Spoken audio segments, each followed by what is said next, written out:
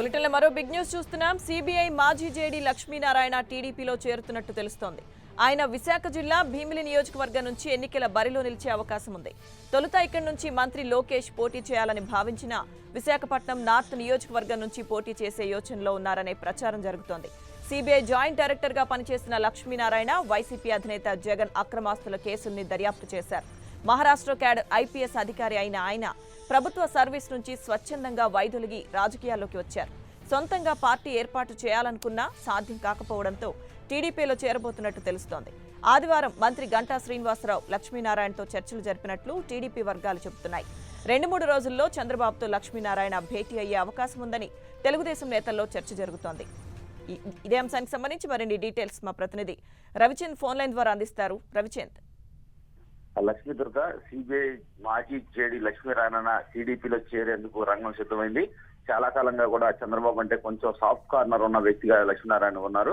లక్ష్మీనారాయణ గతంలో కూడా పలు సందర్భాల్లో జిల్లా టూర్ శ్రీకాకుళం హుద్హుద్ తుఫాను సమయంలో కానీ తర్వాత తిత్రి అప్పుడు కానీ చంద్రబాబుని కలిసి అక్కడ సహాయ కార్యక్రమాల గురించి తను అబ్జర్వ్ చేసిన పాయింట్స్ గురించి కూడా చంద్రబాబుకి తెలిపారు. అనేక సమస్యల గురించి ఆయన రాష్ట్ర వ్యాప్తంగా పర్యటించారు.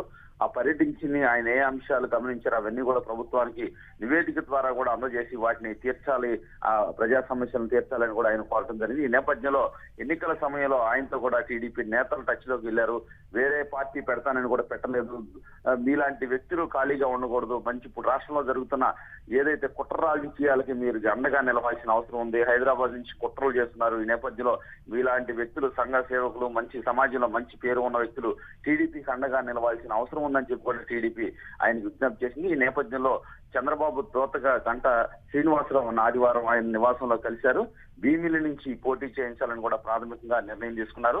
ఇప్పటి వరకు భీమిలిలో నారా లోకేష్ పోటీ చేయాలనుకున్నప్పటికీ నారా లోకేష్ ప్రత్యామ్నాయం కూడా ఆలోచిస్తున్నారు. ఎందుకంటే వైజాగ్ లోనే నార్త్ నుంచి కావచ్చు, అదేవిధంగా రాజధాని ప్రాంతంలో మంగళగిరి వైపు కూడా లోకేష్ చూస్తున్న పరిస్థితిలో భీమిలిలో లక్ష్మీనారాయణ నిలబెడితే బాగుంటుంది అనే విధంగా కూడా ఒక చర్చ అయితే పార్టీలో జరిగింది. అందుకని ఆయన్ని భీమిలిలో పోటీ చేయడానికి ఒప్పించారు. భీమిలిలో పోటీ చేయడానికి కూడా లక్ష్మీనారాయణ ఒప్పుకున్నారు. ఈ నేపథ్యంలో 1-2 రోజుల్లో వచ్చి చంద్రబాబును కలిసి టీడీపీలో అధికారికంగా చేరతారు. తర్వాత భీమిలి సీటు అయితే ఆయనకి కన్ఫర్మ్ చేస్తారు. ఎందుకంటే విశాఖలో దాదాపు 5-6 నియోజకవర్గాలు సిటీలోనే అంతా అర్బన్ ప్రాంతం, అంతా చదువుకున్న వ్యక్తులు ఎక్కువగా ఉన్నారు.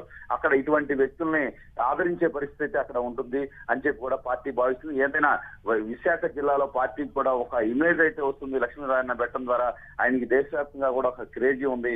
పార్టీకి లాభం జరుగుతుందని పార్టీ భావిస్తుంది. లక్ష్మీదుర్గ. Thank you Ravichand.